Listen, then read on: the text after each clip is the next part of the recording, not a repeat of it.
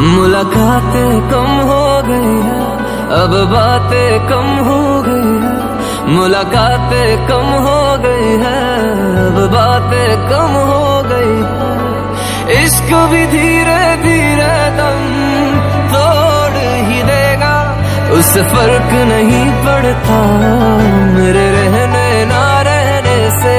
उससे फर्क नहीं पड़ता मेरे रहने ना रहने से।